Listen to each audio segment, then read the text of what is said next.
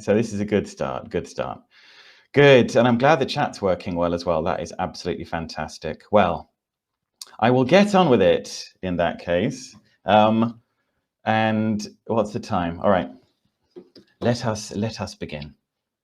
So when I was talking to Macmillan about this presentation and to Gisela and APISC, we were talking about engaging the teens of 2021 and beyond, and we thought it might be useful, before we started, to give you a little bit of theory before we go into practice. So I'm just going to show you a little bit of theory. Here it is, and I'd like you just to read it quickly, and then we can talk about learner engagement. Okay, you realize that I was only kidding. Right, question. How engaged did yes, Kat. How engaged did that slide make you feel? You almost fainted. Okay. Embarrassed. Yeah. Embarrassed. Well, in my case, for the eyesight more than anything else. Not much. Lost. Okay. Well, that was the idea. That was the idea. So let's talk about this. Let's dive into it. What is learner engagement? Now, a lot of the research in this has been done by Sinatra Hedy Lombardi and also by Sarah Mercer as well, whose work we're going to be talking about now. Sinatra Hedy and Lombardi say it is one of the hottest research topics in the field of educational psychology. Sarah Mercer says it is a personal investment in the learning process and an inner drive to learn and improve. So it's really about, not just about motivating students. You probably saw in the abstract, it's not only about that, because motivation comes and goes. The idea of engagement is that it stays. So let's start, let's get engaged. Now, to do this, I've decided I'm going to put all of you into houses, into Harry Potter houses, in order to engage with this. So here, this is how it's going to work. It's sorting hat time. Now, if your name, your first name, starts with a letter between A and M, that is good to know, Elizabeth, you are in Team Gryffindor, okay? Actually, Valeria, we don't have Slytherin today. We don't have Slytherin today. But maybe in the next webinar, we will see. Okay, so A to M, you're in Gryffindor, right? Gisela, you're in Gryffindor. Maria Eugenia, you're in Gryffindor. And if your first name starts with the letter N to Z, you are in Team Ravenclaw. What I would like you to do is write in the chat box which team you are in, please. So just Gryffindor or Ravenclaw, okay? Just to check we've got the idea. So everybody go ahead. We'll be using the chat box a lot today, so don't be afraid of writing stuff. My biggest problem, if I were in your shoes, in my case, would be spelling Gryffindor. Right, there's an awful lot of Gryffindor today. That's very interesting. Okay, Ravenclaw, you're going to have to work twice as hard by the look of it. Right, so let's start. Let's start. I'm going to show you a picture in a minute of some little animals. In fact, here they are. Aren't they cute? You've got a bee, a doggy, a starfish, a monkey, a penguin, and an elephant. Now, in the next picture that I'm going to show you another card.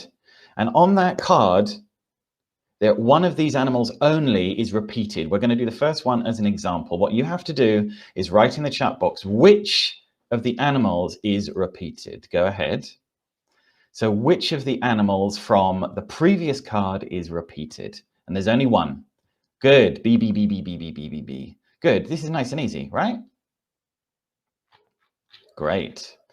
Okay, so that was the example. Now this is for points for Gryffindor and Ravenclaw. Is that a picture of a bee, Cecilia? That's quite, that's impressive. How do you do that in Click Meeting? Anyway, right, here we go. 3, 2, 1, go. Which is the repeated animal this time? Anna Paula. Anna Paula, yep, your Team Gryffindor. That is 1 point to Gryffindor. It was the cow. No, not the elephant. It was the cow. Okay, everybody stop. I'm seriously impressed by the people who are actually going into the emojis, finding pictures of the animal and putting, I think I should give extra points for that. Right, next one. Here we go. Which one is, oops, sorry, I've just gone one too far ahead. I beg your pardon. That one. Which, yes, which is the repeated one this time?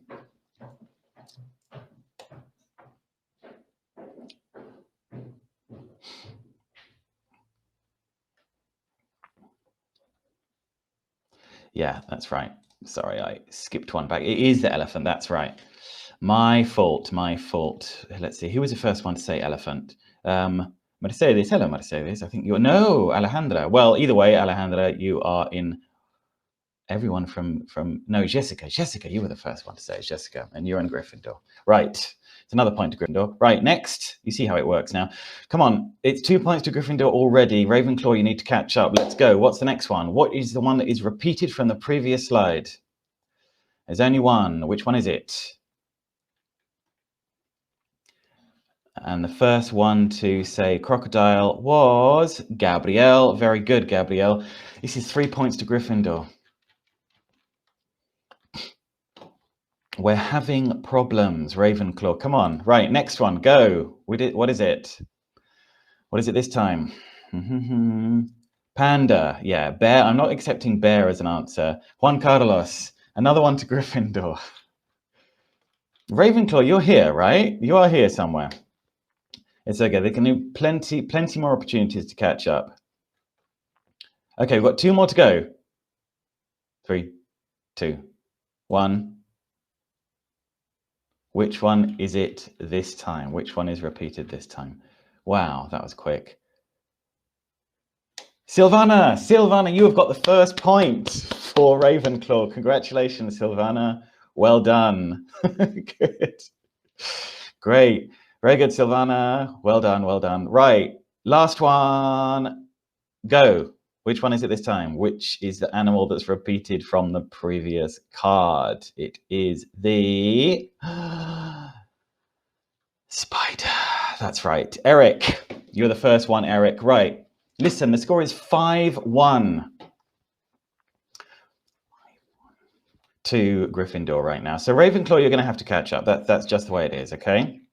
You're just going to, I know, ouch, exactly, Cecilia. Ravenclaw are going to have to catch up. Okay, so let's look at this then. Let's look at this. Challenges with team engagement, some questions for you, because we know that it's tricky at the best of times to engage our adolescent learners, but these days it seems even more complicated for various reasons. In fact, what I'd like you to do in the chat box, can you just write if you are teaching face-to-face, online, or blended?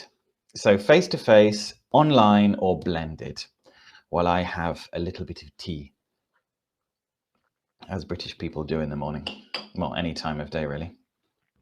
It's interesting. A lot of face-to-face, some blended, fewer online. But yeah, there's like quite a lot of face-to-face, hybrid, right? Yeah, in my case at my school, at Colegio Nuevo Las Lomas, it's face-to-face now. Okay, jolly good. All right, let's have a look at this then. Some challenges with team engagement. English is a complicated language. Pronunciation, one of the biggest issues, as we know. How many different ways are there to pronounce the affix O-U-G-H in English? For example, cough. 4, 9, or 7. So A, B, or C, what's your answer? Jacqueline goes 4, Carrie for 9, Lucas for 7. Right, but whatever you think it is. By the way, this is for points. And Carrie, because your name begins with C, you get a point for Gryffindor. There are 9 different ways in British English. The wind was rough along the loch as the ploughman fought through the snow, and though he hiccuped and coughed, he thought only of his work, determined to be thorough. That slide demonstrates the 9 different pronunciations of O-U-G-H. By the way, I'm happy to share my this presentation with you at the end of the session. I'll give you my contact details at the end, and I'm very happy to share this with you. Okay, right. Next question for you: true or false? The German word Bulimi lernen is the act of cramming information in your head in a short time frame for an exam, only to vomit it during the exam, then forget about it afterwards. It is mostly associated with exams at university. Janella. It is true. You're the first one to say it as well. Yes, this German word really exists. And this is an issue that our students have as well. Cramming information in their heads, regurgitating it in the exam, then forgetting about it. Okay, last question for you before we move on with learner engagement. I'm going to give you 3 different words, and one of them means fear of speaking in another language. And I want you to tell me which word it is. So we've got xenoglossophobia, magyrocophobia, and ephebephobia. Which one do you think it is? A, B, or C? Yeah, you don't have to type the entire thing. That would be horrible for me to get you to do that. It was difficult enough me typing it for the presentation, trust me. Right, what have we got? What have we got? So the first one to say that it's A is Janella. Again, you're doing well for Ravenclaw, Janella, and it is. All these words exist. Exactly, Amalia.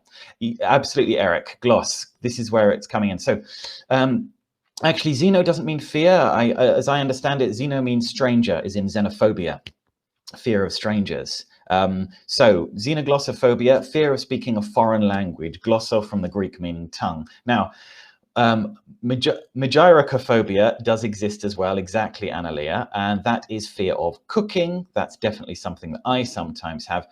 Ephebephobia also exists. All of these phobias exist. Ephebephobia, anybody want to guess, is fear of teenagers. Fear of teenagers. I don't know whether any of you have experienced that, either personally or professionally, but it really exists. Fear of teenagers. Would you like to see a picture of me when I was a teenager? Okay, it's going to happen. Right. Okay, but you've got to find me. Here's lots of teenagers. If you can, the first one to find me gets 2 points for their team. Which number I am gets 2 points. Wow. That was quick, Lucia, sorry. What did you say? Not Justin Bieber, no. Right, the first one with the right answer was Lucia. I'm going to give you 2 points for that because that was extremely quick. I probably shouldn't give you 2 points because Gryffindor are kicking so much ass at the moment. I could be 17. But my hair isn't... Okay. Looks like Elliot from ET. I look like Elliot from ET. Maybe I did. I'm 14, Anna Lauda. Now 14 is Victoria Beckham. By the way, we won't do this now because of time, but I'm happy to send this to you with all the, the labeled pictures, because you can see that you've got like lots of people in the media spotlight here, from politicians to singers to artists, etc. Exactly. Do I sing it? No, I don't, Mariana. Really, trust me, you do not want to hear me sing. Number 17 is Ed Sheeran. Look, we could be all morning on this, but Macmillan are going to kill me, so we better move on. I'm happy to send this to you with the names, okay? Good. Yeah, that was me, number 15, when I was 12 years old, actually. 13? I think maybe 12 or 13. Do we need to change the way we teach with engagement? Sorry, I'm just checking the time. Do we need to change the way we teach? Fortunately, the answer is no. Sarah Mercer says we need to have activities that are what she calls Clara. In my British English pronunciation, Clara. Challenging, learner-centered, active, relevant, valuable, and autonomy rich. We're going to be looking at this terminology a lot. Now, in order to help students engage with activities like that, one of the ways is fostering what are called super skills for learner engagement. What are super skills? According to Saxena, who's written this great article on how do you teach the 4 C's, and the 4 C's, you're going to see what they are in a minute. The super skills for the 21st century help develop the qualities that students need to possess for success in college, careers, and citizenship. So it's not only the basics, as it were. It's these: critical thinking and problem solving, communication, collaboration, and creativity and innovation. So it's those 4.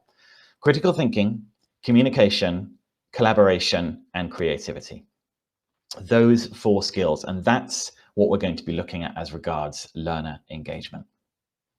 All right, so we're going to start with critical thinking. I'm going to show you in a second something that some of you may or may not recognize, but we'll talk about it. Critical thinking is defined as examining the thinking of others to improve our own. Examining the thinking of others to improve our own. What does this mean? Do any of you recognize this? You may recognize it. You may recognize the brand. You may recognize the advertisement, for example. Yeah?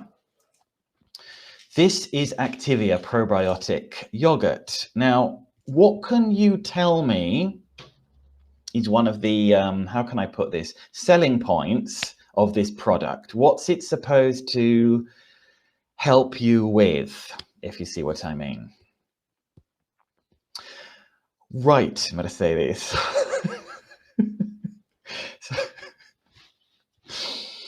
I just love the juxtaposition of Mercedes' answer and Norman's answer. So one person put poo and the other your help, your intestinal health. Yeah, get a poo. Moving the bowels, Carrie. Okay. To stay healthy. Yes, it's to do with, let's just say it's to do with your digestion. All right, let's put it like that. It's supposed to help you with your, nice, Eric, helpful for your digestive system. Okay, so there was this thing called the Activia 2-week challenge, which was that if you took this for 2 weeks and you hadn't, well, you know, been helped in that way, then you got your money back from Activia. Now, as one of my colleagues at an institute that I used to work at the time said, yes, it is funny, Vero, if you haven't been to the bathroom in 2 weeks, you have more problems than getting your money back from Activia. But in terms of critical thinking, yeah, exactly, Jessica. In terms of critical thinking, really, the bottom line is buy our product. Now, this is something that happens in advertising all the time, as we know. They have things that are called logical fallacies. There are 3 of these that we're going to have a quick look at now. But 3 logical fallacy arguments. You've got bandwagon. Most people do X, so you should do X. The slippery slope argument. What you are saying will result in something terrible. And the straw man argument. What you're really saying is X, so you're wrong. I'm going to give you some examples of this. Now, I've given you some examples from our teaching profession. All of them are mixed up, and I would like you to match them up in the chat box. So, for example, let me just get my pointer here so you can see. Oh, where's the little pointer function? There it is. No, I don't want a private pointer. I want a public pointer. There we go. Right, this one. Jaimito should try and do his homework more often. How dare you call my son lazy? I want to speak to your coordinator. So, right. Yeah, so 3 is A, that's right. And I'm going to show you the little arrows in a second. Okay, B, but all the other teachers let us watch movies. Good, okay. Keep the answers coming in the chat box, that's really good. And C, but if you give him a 5, he will fail his exam. Then he will have to repeat the year. Then he will have no friends when he starts high school. Right, that's the slippery slope argument. Right, let me just change the slide. There we go. So these are 3 logical fallacy arguments. These arguments don't logically make any sense. Be careful of this kind of thing, students. Let's have a look at them from the world of advertising with a bit of critical thinking. So I'm going to show you 3 advertisements and I want you to match them up, okay? So we've got 3 of them here. Australia, you've made the switch. Over 1 million Australians buy this toothpaste. Kids, if you wouldn't eat your cat, why eat a turkey? Good, yeah, 1 is A, absolutely. Actually, I should be giving you points for this, shouldn't I? Never mind, we'll do some points on the next one. B, what about B then? And C, if I start to look sexy, book a taxi. So which of these 2 is which? Okay, so we've got all the answers to A. Good, perfect. All right, so here we go. We've got A is this one. If you wouldn't eat your cat, why eat a turkey? What you're really saying is you would eat your own pet cat. And this one here, if you don't do this, something terrible will happen. We do this in advertising all the time. It's good to like raise our students' awareness of this sometimes. Good. Okay. All right. Let's have a little bit more critical thinking now. I don't want to exaggerate with what I'm about to say next, by the way, but the game that you're going to play now is probably the best game that you will ever play with your students. Like I say, I don't want to exaggerate, but it's probably the best game that you will ever play with your students. Now, have any of you played this game with me before? Hello, Gustavo. No problem at all. Good to see you. Right. No, you haven't. I'm kind of happy about that. Good. All right. I will show you how this works. Not yet, Elizabeth. I like that. Not yet. Right. I'm glad you have no idea. This is why we are here. So look, it looks a bit like batalla naval, pero no es batalla naval. This is how it's going to work. Under these squares, in a second, I'm going to show you some clues to some terminology, here we go, of English language teaching. And I'm going to hide those for a second because I don't want you to see them just yet. In your teams, this is how it's going to work. Under the squares, you've either got question marks, which means if you get the question right, your team will win 1 point. We've also got bonuses. If you get the question right, your team wins 2 points. But if you land on one of the crosses, which are hidden under the squares, your team lose 1 point. Now, the only person who knows what's under the squares is Alastair, because I have my machete there, my cheat sheet. You know, in Uruguay, they call cheat sheets a trencito because it goes around the classroom under the desks. So I'm the only one who knows what's under there. And by the way, most of them are questions for 1 point. There are 2 bonuses and there are 2 crosses. Okay, so this is how we're going to start. The first person in the chat box, what you have to do is put what Janella's done, okay? But I'm not going to give you a point for that, Janella, because we haven't started yet. But I want you to do what Janella has done. So the grid reference, like 1A or 3B, and the answer. Okay, here we go. Now, were you my students, you would be doing this in teams. You can do this with a lot of teams, actually, it must be said. You can do it with, honestly, probably as many teams as you want. We're doing it in 2 teams, but you can definitely do it more. Right.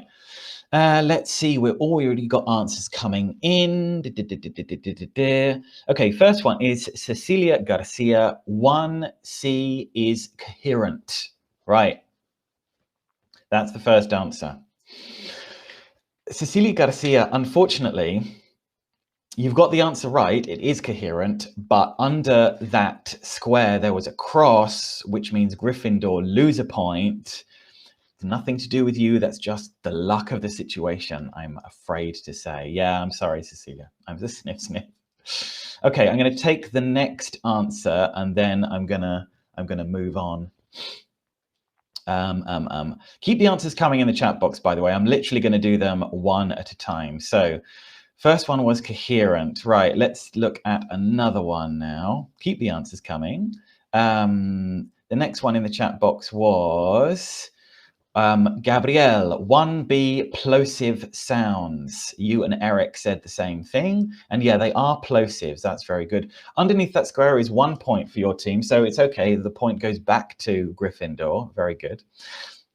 Well, you can, just because of time, I'm going to move on, but you can see how the game works. So like I say, under the squares, there are crosses and there are bonuses, and only you as the teacher know what is under each square.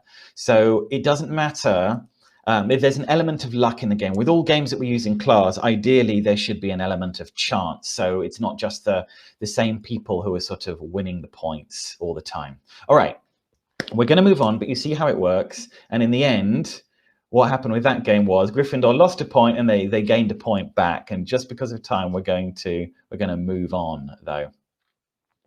Okay.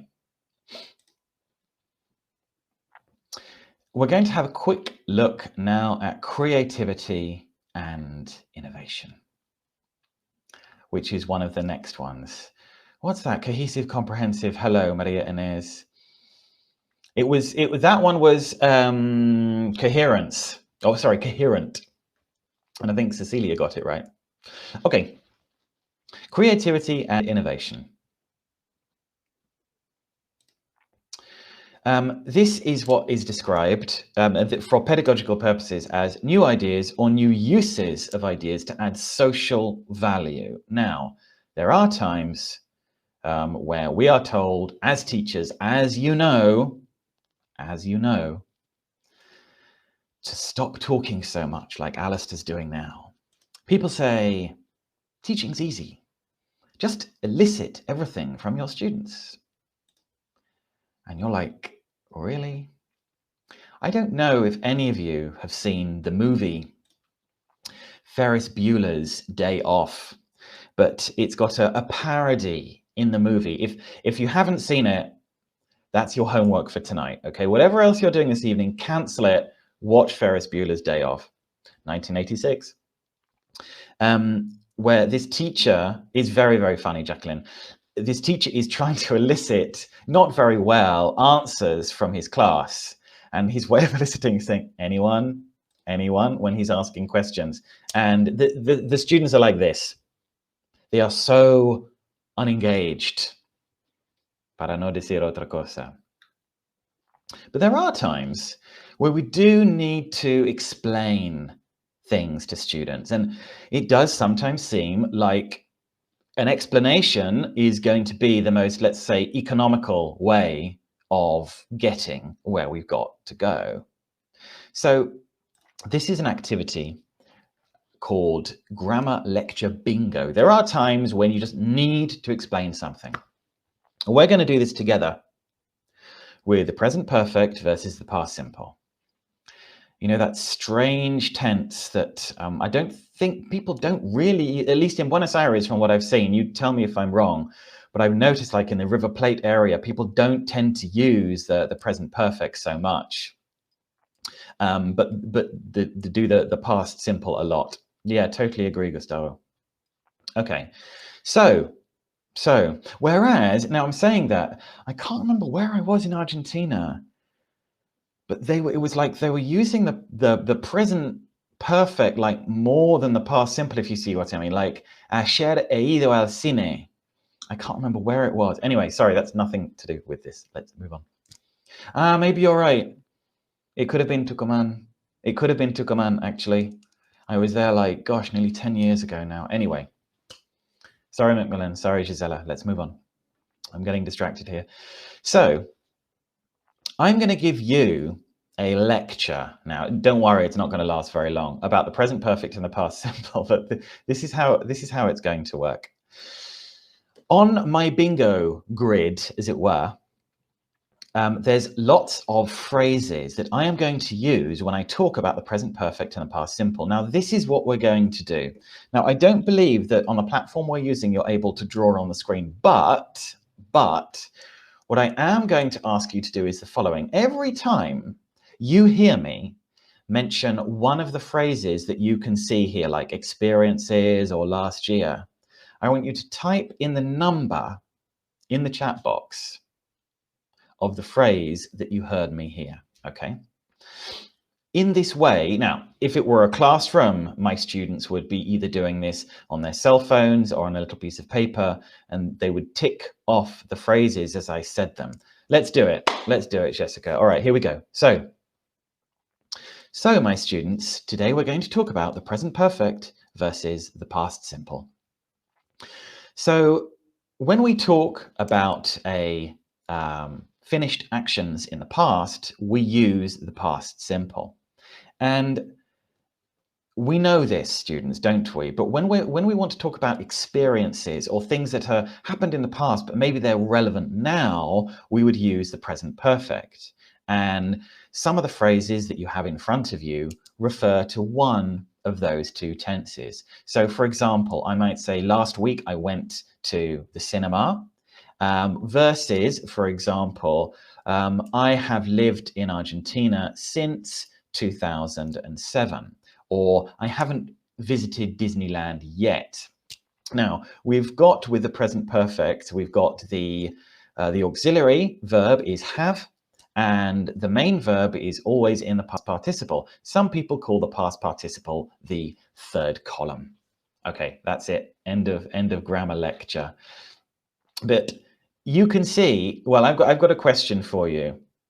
In order to get your points, you had to be doing what? Apart from writing the messages in the chat box, obviously, you had to be doing what? I'm going to be writing some points down now. The first people to get points are Sabrina was the first one with number 2. That's 1 point for Ravenclaw. And Anna Laura for number 1. That's another one for Gryffindor. And let's see. Anna Laura again with number 8, Gryffindor. You're really, really kicking ass today. Right. Oh, gosh, they've got 43 unread messages in this chat box. Right. Okay. Sorry, I got distracted by the numbers. Yeah, you had to pay attention. You have to listen. Absolutely. You've got to do that. Because, yeah, pinpoint. I like that, Lillian. Pinpoint. Because if not, you're not going to be able to, like, win the game for your team. So, but you know what often happens, and you know, I'm aware this happens with anyone. You know, as a teacher, that you could be stood in front of the class talking about the most exciting things in the world, sex, drugs, and rock and roll. People may still fall asleep. Not fall asleep, but stop paying attention. But doing something like this, they've got to concentrate, like you've all been saying. They've got to focus. Exactly. Good. By the way, at the moment, in case you want to know, the scores are 11 points to Gryffindor and 5 points to Ravenclaw right now. So Ravenclaw is still needing to catch up, but it's going to be okay, Ravenclaw. I think it's going to be fine. Let me just check the time. Okay, jolly good. So that's the idea. That's the idea with this activity. Now, this scene in the movie, again, remember that's your homework for tonight, where the teacher's saying, anyone, anyone. This also reminded me, I like that, Gabriella, double or nothing at the end. Reminded me of a situation where, and you tell me if you've had this situation with your students, like, you know, you're practicing for a speaking exam, any exam, it could be internal or international. And, you know, at the beginning, you've got those questions which are supposed to relax the students a bit, like, how long have you been studying English? And they're like, oh, not again. But this often happens, right? They say, or you say to them, I beg your pardon, do you like watching series? And they say, yes. And there's silence after that. And you're thinking, no, come on. Yes. And you do that. Yes. Ever had that situation before? Yeah, tension, exactly. But you're like, no, come on, say something else. And, claro, exactly. And, okay. So at least, yes, I do. Yeah, there should be a little bit more than that. I'm going to show you a game now, which I really recommend in order to like drag. Yeah, when they say no, exactly. Well, again, no, and let's add something to that. So it's called the yes, no game, and we're going to play it now. This is how it's going to work. Now, how we're going to have to do this is you're going to have to ask me questions, but let me show you how this works. So instead of yes or no, you're not allowed to say yes or no. In fact, if I say yes or no, and that means if I say yes or no, whoever wrote the question will get a point for their team. So for example, do you like watching series? And instead of saying yes or no, your students will need to say, for example, I do, since, as, because, blah, blah, blah, blah, blah. Now, what I've always recommended them to do is say whatever the positive expression is with a connector. So they've got more to say. I do, since I've just found out that season 4 of The Crown is out on Netflix. By the way, that's the rest of your homework. Ferris Bueller's Day Off, then watch every single season of The Crown. Right. Okay. So I'm very happy for you to go ahead and start asking me questions, and I'm not allowed to say yes or no. And if I do, you have to write like ding or bell in the chat box, okay? So let's go for it. Let's go. Ask me some questions. Remember, they've got to be yes, no questions. Do I like cooking? I do like cooking, but I'm really not very good at it, I have to say. I normally burn absolutely everything that I cook. Are you British? I am British. I'm from London. Do I like teaching? I do like teaching. Yes, I definitely like teaching. And do I speak English? Yes, I'm going to say this. Another point to Gryffindor. I did it, didn't I? Okay, relax, Alastair. Right, let's start again. Do you like broccoli? I love broccoli. I know lots of people who don't. In fact, we were talking about this in class with some of my students the other day, and they cannot stand it. But no, I really do, I must say. Do I want to go back to England? Good question, Jessica. I would like to go to visit. In fact, hopefully we might be doing that soon, but you know, we will see. Did I say yes? Mercedes, I don't think I said yes, did I? Have I been to Peru? I have been to Peru, and I love it there. I said no. Ah, goodness sake, Alastair. Right. Good, good, good. Did you dance Despacito crazily at FAPI in 2018? Maybe. I can't remember if there's any video evidence now. Are you nervous? Okay, you know, let's change the game. Let's change the game. This has been fun. It's been a lot of fun. Oh, look at the time. We must move on. We must move on. I've actually never seen Fatal Attraction. Am I going red? Okay, let's move on. Let's move on. This is fun. This is fun. This is fun. But okay, so do you like yes we can? That's cheating, Cecilia. That's forcing me to say it. Okay, so this is quite a fun idea in order to, you know, to get your students to not just say yes or no and then just leave it there. Good. Okay, well, with creativity and innovation. Now, I have noticed that in Argentina, you are really creative with your expressions in Spanish. And I have a friend who always, whenever I hear a new expression in Spanish, tries to, very funny Lucas, tries to explain directly. This is my friend Jonathan, who always tries to directly translate expressions that I've heard from Spanish to English. For example, this one. See, the problem is that, like, when you directly translate stuff, it doesn't really make sense. So this, right, you know what the expression in Spanish is. Okay, for example. So he always does the same thing. He always translates directly from Spanish into English, like suck that tangerine, for example. I like that, short the ball. Or this one. And the first time I heard this, when it was translated for me, I was like, because, you know, this is what our students think. You directly translate things and it makes sense. Of course it doesn't. And my favorite, though, and Macmillan and Gisela, I apologize for this one, but yeah, exactly, Gabriela, agarrate Catalina. This one is my favorite, but yeah, the first time I heard it, I, you know, really had no idea what it was about, even in Spanish or English, it has to be said. So again, you're super creative in River Plate Spanish and Argentine Spanish.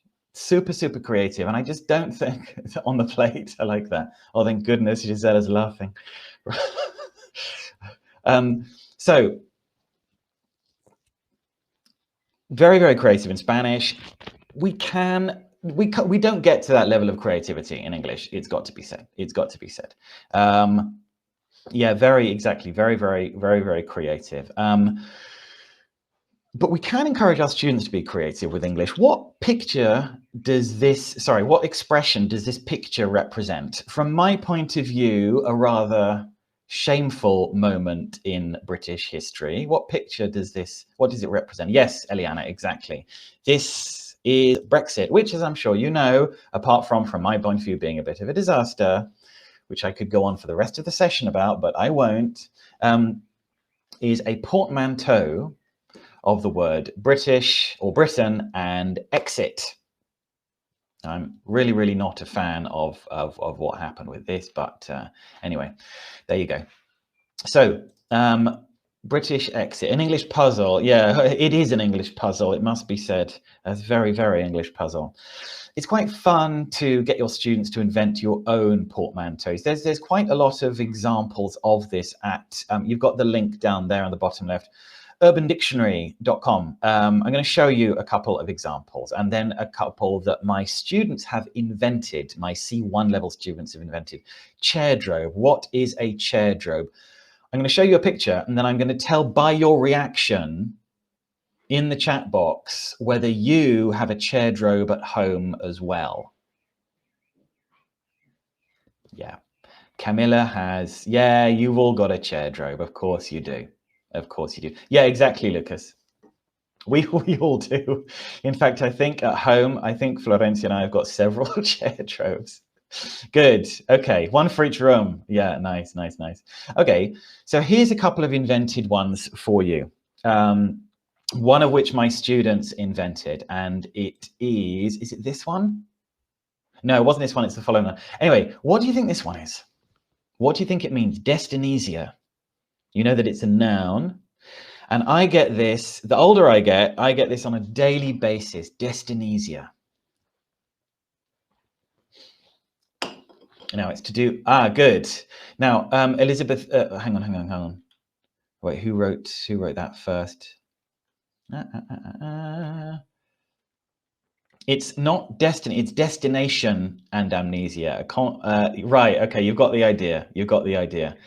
It's Evangelina, so it's a combination of destination and amnesia, actually. You forget where you're going. Yeah, the thing is, it's a little bit more embarrassing than that, destinesia. It's when you're at home and whatever you were doing, you know, you get up from what you were doing and you go into a room and you stand in the room for a second and you think, why am I here? Why did I come into this room? I don't remember why right, yeah, you know. We've all had that. Yeah, exactly. You forget why on earth you're in that room. Like, hang on, why did I? Yes, that's destinesia. Okay. Where did I put my marker? With me, it's not, where did I put my brain? Okay. This one has been invented by some of my C1 level students a few years ago. Ready? And this is a really good one, I think. Hibernate. What is that? What is that mean? Sorry, what does that mean? To hibernate. I'd like a definition in the chat box, please. Marielle, not bad. If anyone gets this, 2 points for their team, okay? A relationship that goes nowhere. You're getting there. Not having a date in years. Hibernate plus date. Okay, so Amalia, it is a combination of hibernate plus date. That is very true. Not quite, Caddy. You're all right. Yeah, this is a tricky one. Jessica, you're close. Actually, Jessica, I'm going to give you the points for your team because that is definitely close enough. Gryffindor, you're having a bonanza day with the points today. So, oh, that's not bad, Mercedes. I like that. It could well have been. All right. So, hibernation and date. You know that situation when a friend of yours, for example, has just started to go out with a new partner, right? With a new boyfriend, girlfriend, whatever it happens to be. They've just got a new partner and they're very excited at the beginning. And then they disappear from your social scene. They vanish completely for like a month or 2 months. They vanish because They are at home with their date all the time. They have disappeared from the social scene, your friend, because they have a new partner and they are just at home with their date the entire time. That is hibernating. Very frequent at the beginning of new relationships. No, it's not cheating or ghosting. No, not at all. You've got like a new partner and you just spend your entire time at home with them. So you disappear from your friend's social scene. Okay, so it's quite fun to get students to do that. What's that say? Desea parecer y completo. Yeah, exactly. Yeah, it is quite creative, I agree. Okay, communication is the next one. Sorry, I've got to bring everyone's attention to what Caddy has written in. They're going to die. This reminds me of the last audio.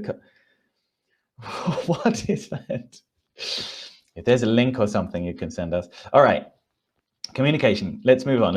Otherwise, we're going to go back to the embarrassing questions about the yes/no questions again. Communication. Now, look at what Trilling and Fadel say about communication as regards pedagogy. Okay, there's a lot of text here, but let's pick out the important points. So it's to articulate thoughts and ideas effectively using oral, written, and non-verbal communication skills. Listen effectively to decipher meaning, including knowledge, values, attitudes, intentions. Use communication to inform, instruct, motivate, persuade, utilize multiple media and technologies. Communicate effectively in diverse environments. So what Trilling and Fadel are trying to do is quantify what the word communication means as regards pedagogy. It's when we talk about the 4 skills, speaking, listening, reading, writing, it's like, okay, yeah, there are those things, but what are they for? What's the function of those? And that's the idea of the next few exercises. Gerald says that being able to communicate effectively is the most important of all life skills, Had we more time, I would tell you several anecdotes about how communication has been that important for me, and when communication hasn't happened, things don't go so well. I'm sure we've all had situations like that. For example, how many times have you written a WhatsApp message to somebody and they've taken it totally the wrong way? Or you've written an email to someone and it's been like absolutely misunderstood. It's happened to all of us, I'm sure. No? Yeah, absolutely, several times. You're like, no, I didn't mean that. Okay, so let's go for it. We're going to do an activity called, yeah, exactly, nowadays, yes, word time bomb. Word time bomb. I often play this game when I'm in England, hanging out with my friends, as I do. And it's quite a fun game to play. Me and William and Harry play it all the time. And I'll show you how it works. Okay, this is how it works. Yeah, we are quite a gang. We have to hang out in like West Coast United States a lot now since Harry and Meghan moved. It makes socializing quite difficult. Great, Kelly, got it. Okay, thank you very much. Okay, so sorry. This is how it works. You've got 2 lists on the left and right. Those lists are lexical sets of what?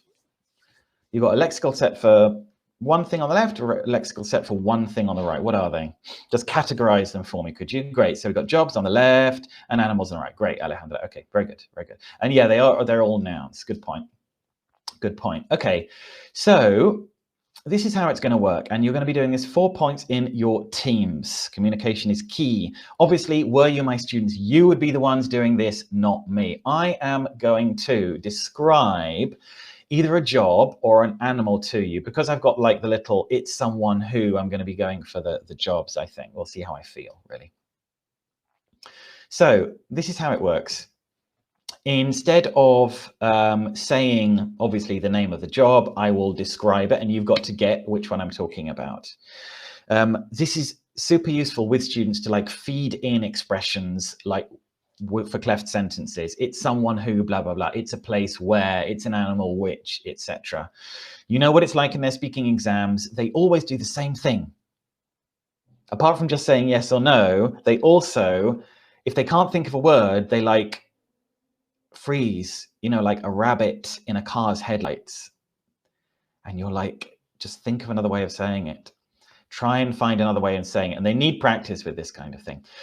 So I have a question, first of all. Is it possible for people to send me messages privately in the chat? Can you just have a look and see if you can? If you can't, don't worry about it.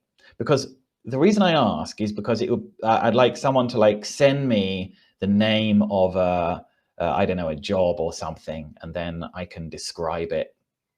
Actually, I can just do that. I guess I don't need you to do that. Okay, let's start, shall we? No, okay, that's fine, Flora. No, that's all good. It's really not necessary anyway. Okay, I'm going to randomly pick one in that case. First team to get it wins a point for their team. Ravenclaw, focus. Right. So this is an occupation, and it's someone who usually works in the countryside, often with animals and with crops as well. Very good, very good. It's farmer, right? That was Lucas, you were first. And that would be, you'll be up to 15 points now for Gryffindor. Right. Okay, we're going to do, let me just check the time, see if we can do a couple more. Yeah, we can do a couple more, can't we? Plenty of time. Good. All right. Yes, well done, Lucas. Right, next one. Okay. So in this job, you need to be someone who you're very good at, probably very, very good at design. You have to have an interest in, but how, Maria? How did you, just with the word design, that's quite impressive. Right, Maria Veronica. Maria Veronica, which team do you consider yourself to be in?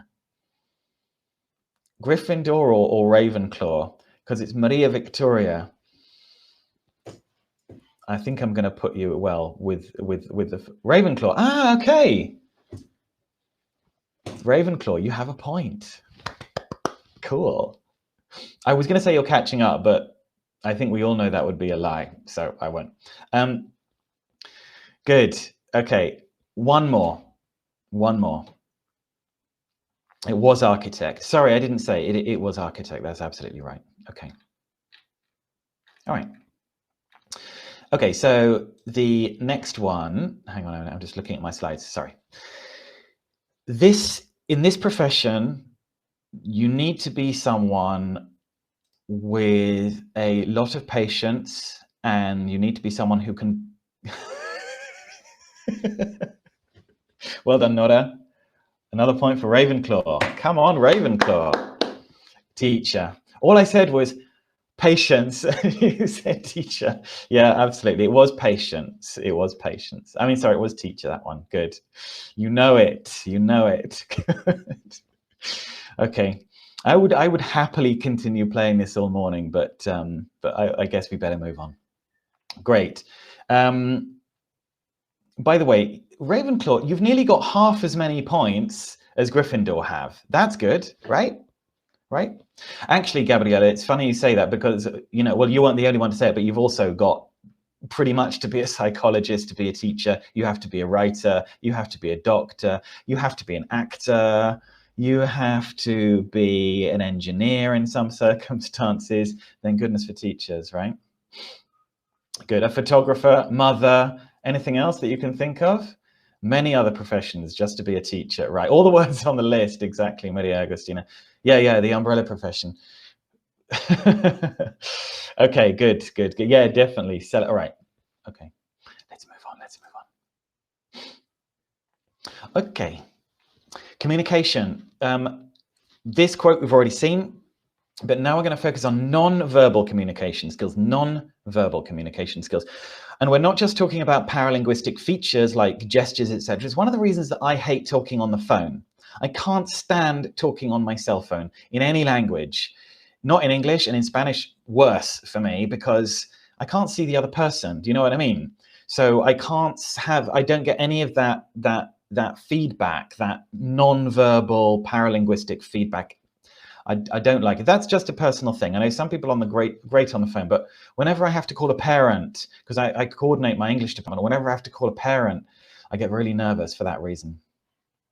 Okay, anyway, right, enough about my problems. Let's move on.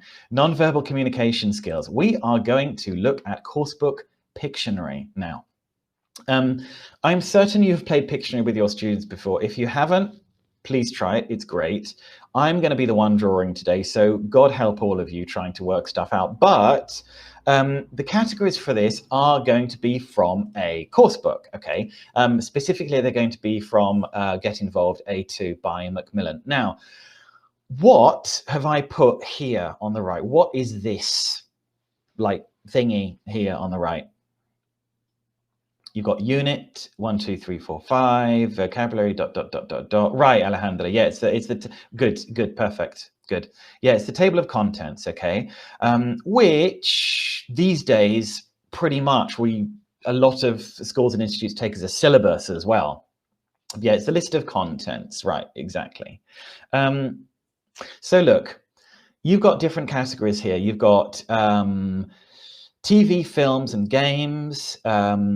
Countries and languages, everyday objects, you've got word families, you've got money, you've got rooms and furniture. So I'm going to draw something from this list. To get the point for your team, you have to say not only what I'm drawing, but which category on that list it comes under. For example, rooms and furniture, successes and achievements, etc. Okay? Right.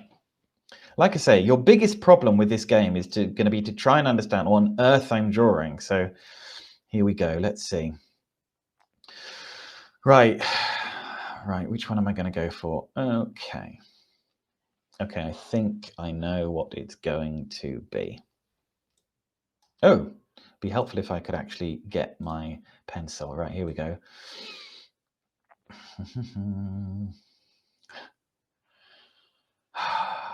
See what I mean? Really not good at drawing, personally. First one to get it right. No, you're far away. You're far away. Now remember, you've got to draw not only the category, sorry, the thing, but the category as well. So the thing and the category, okay? Otherwise, both things in the same utterance, as it were. Okay, yes, but that is in the category of, very good, Romina. I think you were the first with that. Romina Marianella Martini, I think you, no, Romina Lisa, cell phone, everyday object. Nonetheless, you're both in team Ravenclaw, so you get a point. Well done. I should probably give you more points for that, but hey. So it's, yeah, good. Cell phone, everyday object, or mobile phone, everyday object. Very, very good. Good. Okay. So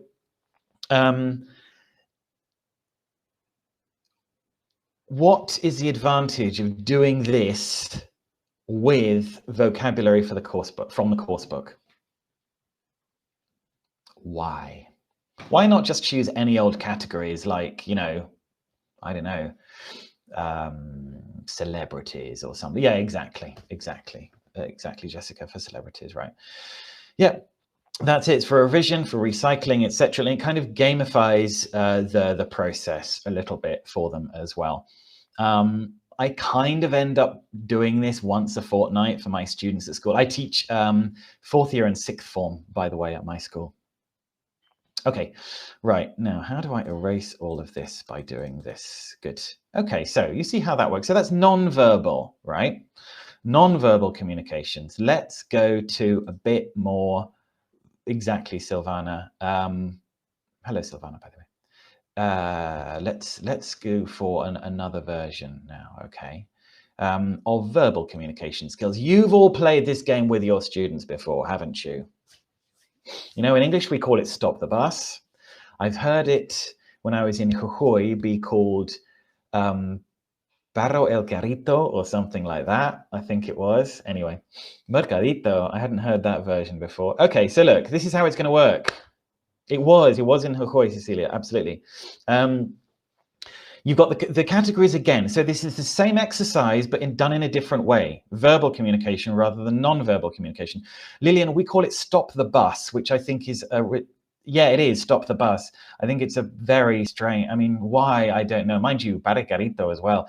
Anyway, countries, jobs, food, places in town, films and TV.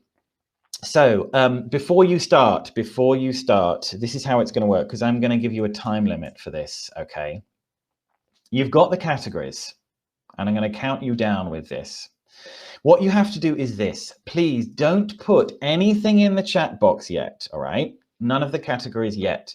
What you have to do is the following. You have to think of country, job, food, place in town, film and TV.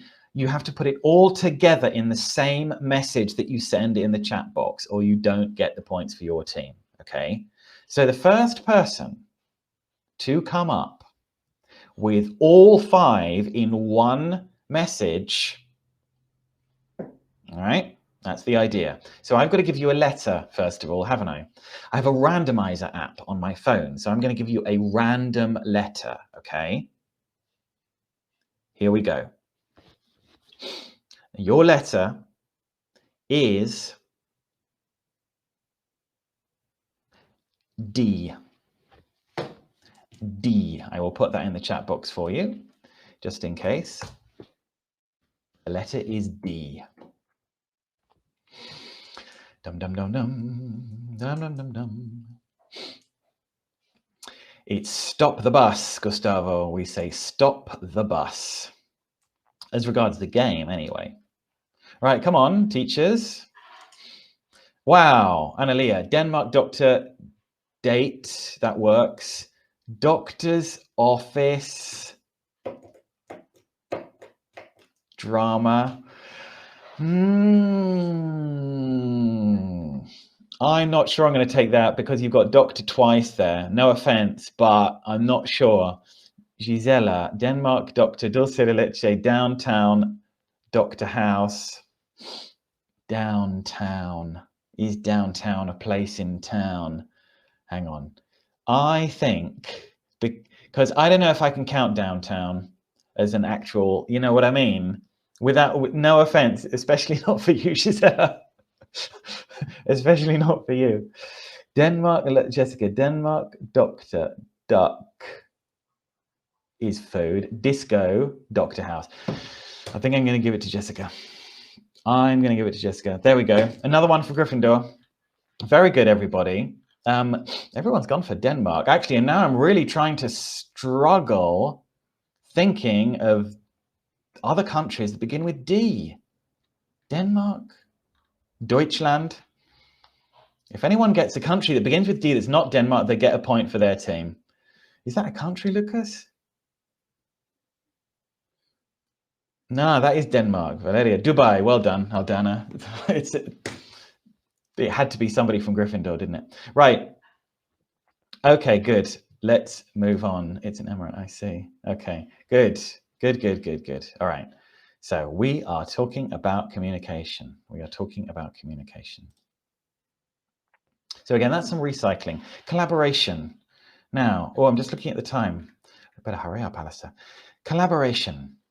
Collaboration is the next point on the list. You're all going to have to collaborate in order to do the next activity. Okay, you're going to have to remember what you have said and what I have said. Okay, here we go. I'd like to, Jessica, but there's no time this time. Maybe another time.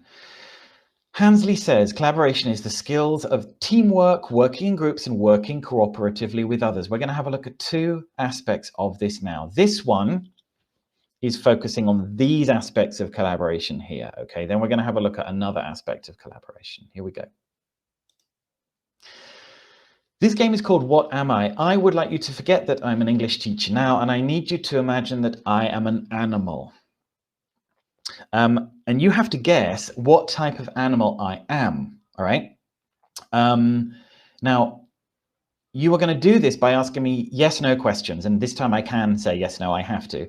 And every time I say yes to a question that you ask, you get a point. Every time I say no, I get a point. And whoever gets the most points in the end wins. I will also be trying to keep track of the points for your teams as well. So, and by the way, whichever team guesses which animal I am, you're going to get like 5 points for your team, okay? Come on then, ask me questions. Do I have 4 legs? Yes, I have 4 legs. 1 point to you. Can you fly? No. Do you have a tail? Yes. Listen to the answers I'm giving, okay? Can you walk? Yes, I can. Do you eat meat? No. Do you have spots? No. Can you swim? Definitely not. Can you jump? Yes. Are you carnivorous? We've already had that. Do you have stripes? No. Do you have a pick? What is a pick? Oh, like a beak? No, I don't. I thought that was an unfortunate typo. Are you friendly? Extremely friendly. Are you good at teaching? Yeah, but that's got nothing to do with the animal I am. Are you green? No. Can you bark? No. Are you a pet? Yes, I'm a pet. Can you sing? No. Are you a kangaroo? No. Do you fight? No, never. You all just associate dog with pets. No. Do you have fur? Yes. Are your ears long? Yes, Gabriela.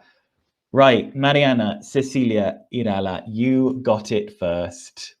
I am a rabbit. No, I'm not a rabbit. I'm a hamster. Actually, who said hamster? I forgot which animal I was. Elizabeth. Elizabeth, you got it. That's 5 more points for Gryffindor. My goodness. I'm a hamster. I know. Like, I had so much fun finding pictures of cute hamsters. I typed cute hamster into Google, and you know, that was a very happy 5 minutes of my life I spent. Okay, so and in the end, you, let's see, got 1, 2, 3, 4, 5, 6, 7, 8. I got 1, 2, 3, 4, 5, 6, 7, 8, 9. Okay, so if we were just playing like this without the Gryffindor and Ravenclaw teams, I would probably have won because there were more points to me than to you as a teacher. But your students can do this in teams, and they've got to get their question formation right. You know that between Spanish and English, the syntax is different with question formation. And again, this like gamifies it. Roberto, I'm loving the hamster emoji there. Speaking of emojis, by the way, if you write to me, if you take my contact details, you get the picture of the cute hamster as well as everything else. Got to be worth it, right? Okay. In Get Involved B1 Plus by Macmillan, they focus on all the super skills that we've been talking about today. One of them with collaboration is empathy. Now, we know that especially these days, empathizing, trying to understand the situation from another person's point of view and keeping an open mind is super important. Now, speaking of which, what does this emoji represent?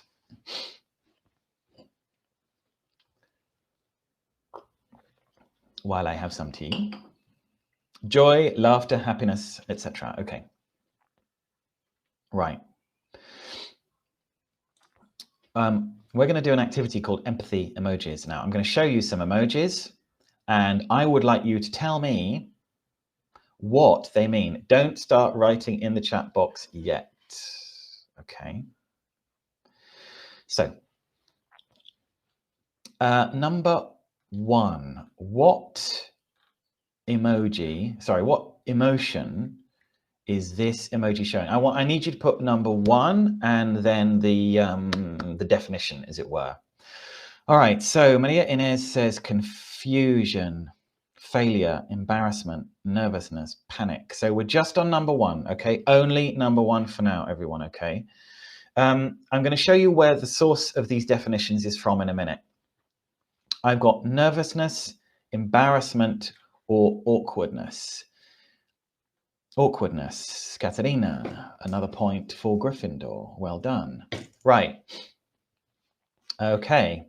What about this one? What about number 2?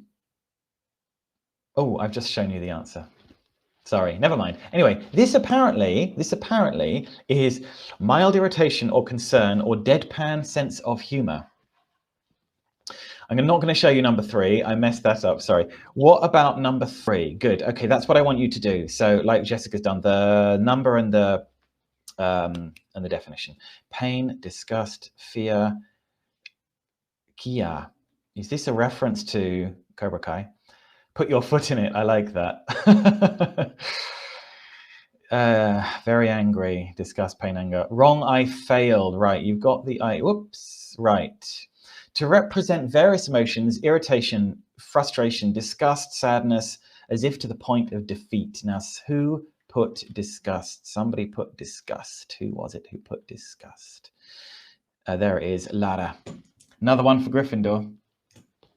Gryffindor, by the way, you're nearly on 25 points right now, just so that you know. Okay. Right. Right. Next one. Number 4. What's number 4? Again, I need you to put good. What Chanella's put. Okay. So number and the emotion to get the point for your team. Worrying, sadness. Okay. This is sadness. Good. Who said sadness first? That was Maria Eugenia. That's another point for Gryffindor. Okay. Sadness, disappointment, fear, and anxiety. What about the next one? Number 5. Right. Jessica says love. Remember, guys, point. You need the number and the... Right. Lucas, yeah. Quite. All right. This is an odd one, number 5. Look at this. Look at this. Surprise, admiration, contempt, or feigned innocence, a person casually whistling after wrongdoing, saying there's nothing to see here. I've never used it for that reason. I'm not entirely sure what that emotion means. I like that duck kiss. I know. Look, I'm going to show you the source of this in a second. I'm not making this up, but I say it is. Te juro. Right. Last one, because I don't think anybody got that. Number 6. Good luck with number 6. I'm going to give well-being, acceptance, joy, as you want. Very interesting what Luisina said. As you want. Fake smile, says Paula. I'm going to give 1 point to each team, I think, for this one. Right, look at this. Range of positive sentiments. However, its tone can also be patronizing, passive-aggressive, or ironic, as if saying, this is fine, when really it's not. This is probably the most nebulous emoji that you can use. Now, I'm going to give you, I'm going to show you where I got these from in a second, but let me ask you something. Let's pick randomly one of these numbers. Let's pick this one. Number 1, nervousness, embarrassment, or awkwardness. I would like you to write in the chat box a situation that makes you feel nervous, embarrassed, or awkward. What situation in your lives in general makes you feel nervous, embarrassed, or awkward?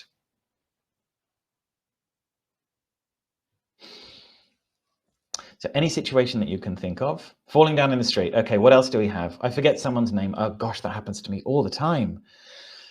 Sending an incorrect message or to the wrong person. When I wrongly say something in Alastair's lesson. When someone asks a question and no one answers. Welcome to the world of being a public speaker sometimes. Absolutely. Toilet paper in your shoe. Corruption. Drawing. Yeah, my drawing as well. Okay, good. So we are now doing some empathy here. It's great to get your students to do this. Say what they think those emojis represent. According to, by the way, yes it is, but that's the point, Maria Inez, and that's a good thing.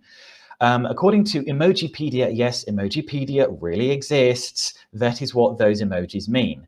Now, again, it's pretty good to do this with students. Because they can therefore articulate what those emojis mean. They can put those into words. Instead of just sending an emoji, you can show them some emojis and say, okay, put this into words. When do you feel like that? It's how you feel when. Here are some more, for example. I would like one of you to randomly pick one of these emojis and write the emotion in the chat box, please.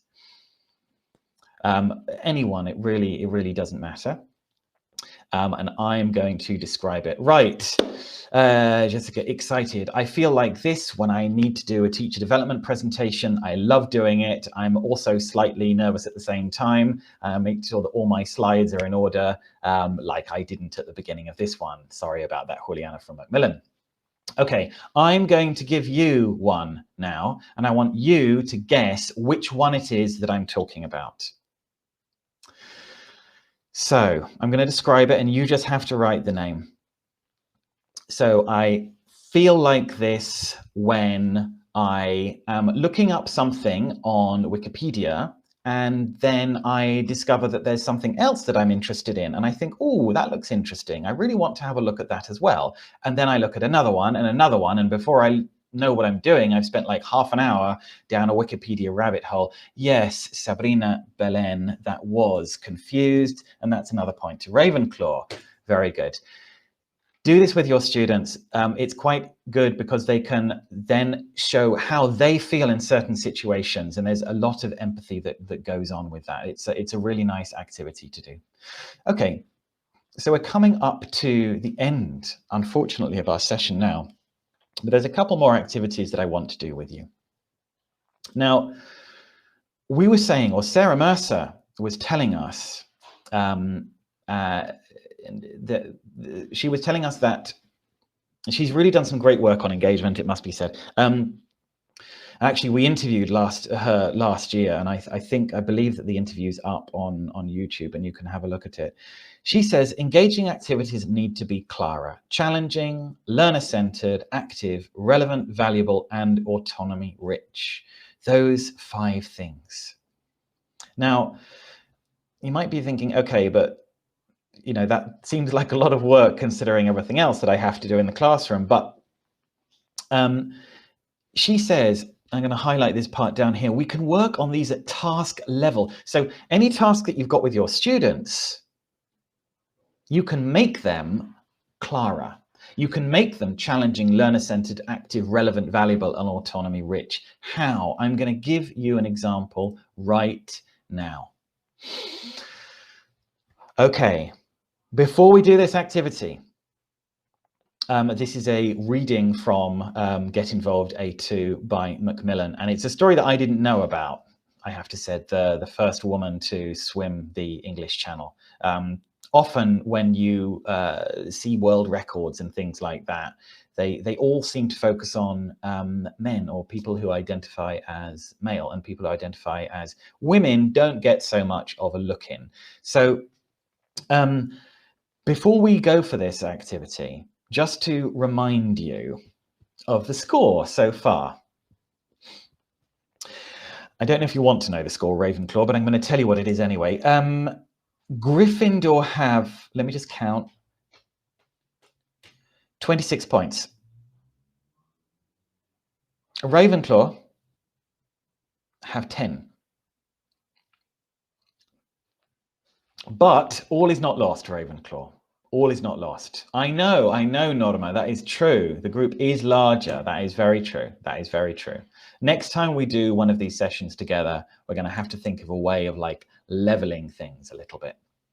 Okay, so look, this is how this is going to work. The reason I'm looking at my phone, by the way, I'm not phubbing you, but I have the full text on my cell phone.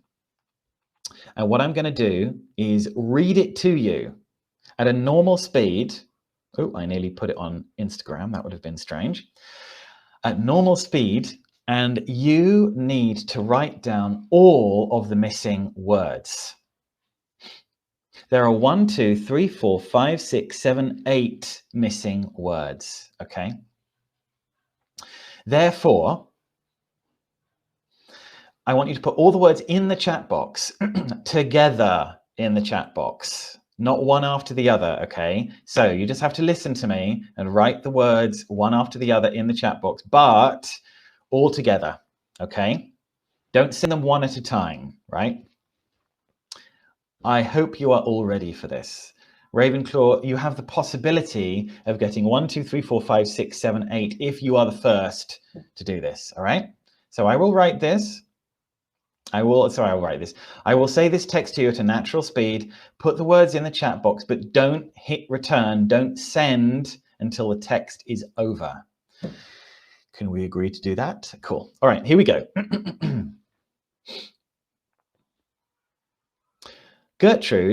Trudy Adele was born in New York in 1905. Her parents were from Germany, and she was one of 6 children. Trudy loved swimming, and at the age of 12, she started training at the Women's Swimming Association. Swimming was not a popular women's sport at the time, but Trudy was a very talented swimmer. She broke 8 world records and won an Olympic gold medal. When she was 19, Trudy Adele became the first woman to swim the English Channel. Normally, this is a very difficult 34-kilometer swim. The day Trudy swam, the weather was terrible, and she swam a total distance of 56 kilometers. It took her 14 hours and 34 minutes. Trudy was the first woman, and her time was also 2 hours quicker than the men's record. After her swim, Trudy was a hero in the United States, but her later life was quiet. She taught swimming to deaf children for many years and died in 2003. Boom, look at that. Some of you did what you were supposed to do. Let's see. The first person was, and I'm going to show you the answers now. Here they go. The first person was 1, 2, 3, 4, 5, 6, 7, 8, but there was a spelling issue there. Therefore, the first person to get it right with the spelling is Silvia Perego, because you also put a capital letter at the beginning of Germany. You spelled weather correctly. Silvia, you have 8 points for Ravenclaw. Sorry, I'm so used to saying Gryffindor. You have 8 points for Ravenclaw. Well done. Good job. 1, 2, 3, 4, 5, 6, 7, 8. Jessica, don't worry. I mean, honestly, unfortunately, we've got to finish in a minute, and it's oh God, look at the time. Sorry, getting a call. Yes, sorry, Gisela. Yes, I'll hurry up. Okay, good. So just to wrap up now. Engaging activities need to be clearer, and just go back to that again. Challenging, learner-centered, active, relevant, valuable, and autonomy-rich. And I'm going to show you an activity that we're not going to do now because of time, but just to tell you about it really, but it's quite a good activity to do with your students. The last 60 seconds of class, get them to write just literally for 60 seconds, time it on your cell phones, or if you're old school like me, on your watch. In this class we looked at, and they're supposed to continue that sentence for 60 seconds. They will come up with the things that have probably most affected them emotionally that you've done in the lesson. And what's interesting about that is everybody will have a different story of the class. Plus, it's only 60 seconds. They're not going to get bored writing for 60 seconds, and everyone will have a different summary of the class. All right. I'm going to leave the final words to Sarah Mercer. Why is learner engagement so important? Sarah Mercer, this is her, by the way, says the following: without that human connection, everything else is doomed to be a battle. Without that human connection, everything else is doomed to be a battle. I would like you to think of your favorite teacher when you were at school. Put their name in the chat box. Who were they when you were at school? Who was your favorite teacher? Right. I'm going to say this here, Rosita, Amelia, keep them coming. Keep the names coming. Keep the names coming, and think about this question for a second. Why were they your favorite teacher? Why? Almost certainly it had something to do with engagement. It had something to do with that human connection that Sarah Mercer's talking about. I'm sure they were great at their subject, but I'm sure you've also had teachers who were great at their subject that you didn't really get on with so well. your favorite teacher when you were at school is somebody who you engaged with, somebody who engaged with you. And this is exactly what all of us, and I try and do this every day, and sometimes I struggle with it, I've got to say, but I'll tell you about that another time, have to do with our students. We must try and engage with them, because it begins and ends with that human connection. Like Sarah Mercer says, without it, everything else is just going to be a battle. So I would just like to say thank you very much to all of you for being here, to Macmillan for sponsoring this event, and to APISC in the first place for asking for it. We're super happy. Thank you very much, very, very, very much, Gisela, indeed, Gisela Laurent. And like I said, these are my contact details. I'm very happy to send you the content of this presentation. Remember, you also get the super cute picture of the hamster. So there you go. Okay, Mariela. Hi. Hi, hello. Oh, you can hear me now. Yes. Yes. Great. Fantastic. Sorry about, well, by now I think that everybody is knows and understands that what a technical issue can be in a webinar or in a class, and that you get desperate because you don't know what you're doing wrong, and you say everything is okay, but people cannot hear me, cannot see me. So, sorry and about that. if they still don't know what a technical issue is, they just have to come to another one of my presentations. They will see what a technical issue is. No, but I know when you experience it with your students and in class, and sometimes you say, I don't know, I'm doing everything wrong. I'm doing everything right, but it's wrong. Okay, well, on behalf of Macmillan Education, I'm Mariela Burani. I'm one of the academic consultants. I want to thank you all for being here. It's been quite a huge number of participants. And thanks, Alastair, for this wonderful and enlightening and full of ideas webinar that I think that will be useful for everyone. Not even for the ones who teach teenagers. I was listening. I teach adults, and I think and I wrote down many activities to do with them. So it was great. Oh, great. So thank you very much. So how about, Alastair, we carry out a raffle? Yes, we can do like a kind of game. We have to adapt. You know, the ones when we had face-to-face events, raffles were very simple. We just draw a name and that was it. Well, now we have to adapt to this new normal. So what do you think about this? You make some questions about your talk, see who's paying attention, and the first one to write the correct answer gets the raffle.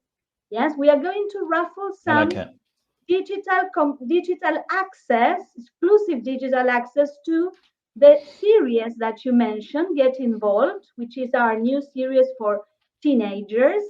And then I will write some links on the chat box so that you can see more details about this new series. So what about this? Yes? Shall we do that? Yes, it sounds great. Sorry, I was just reading a lovely comment that Paula put in the chat box. Thank you, Paula. Yes. I'm looking for the chat box. Sorry. Let me see if I can open it. Well, now I have a problem. Yes. What's up? You can't see people writing? No. Yes, I can see the chat box now. Okay, I don't good. know. Morning is not a good morning for my internet. Listen, if you need, because I can see the chat box. So if you need me to tell you, then I can tell you. No. I can do it now. So you ask a question about your talk. Let's see who's the first one. Write the answer, and then we can send you this exclusive digital access to Get Involved. Yes? Okay. All right. Good. Mariela, can I just ask something? Can everyone, because I think there might still be an issue with the sound, can everybody hear Mariela? I just need to check. Sorry. Oh, thank goodness. Okay. No, okay. Carry on. Yes. No dije nada. Right. Great. So do you want me to go ahead with the questions? Yes, please. Go ahead. All right. Okay, so let's see. We saw, during the presentation, we saw an acronym about engagement. Very good, Mercedes. Bueno, look. I think that was Mercedes Bueno, the first one. I didn't even finish my question. Oh, great. Wait a second. Clara, that's it. Clara. Yeah, that's and the it. first one was, sorry, I think it was Mercedes okay. Bueno. Mercedes Yes, it Bueno. was. Okay, Yeah. yes. Mercedes Bueno. All right. If you can write your email address so that we can copy it and then we can get in touch with you. We have your details, but just in case. Great, Okay. Mercedes. See the challenge with the chat box, Mariela?